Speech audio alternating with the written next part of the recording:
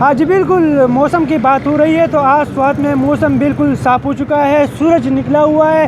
موسم کو انجوائے کرنے کے لیے مقامی شہری اور سیاح تفریحی مقامات کا رخ کر رہے ہیں، جہاں پر وہ برف اور خوبصورت نظاروں سے جو ہے محظوظ ہو رہے ہیں۔ اس وقت ہمارے ساتھ کچھ مقامی شہری موجود ہیں، ان سے جانتے ہیں کہ وہ موسم کے حوالے سے کیا کہتے ہیں۔ جی آپ کیا کہیں گے موسم کے حوالے سے؟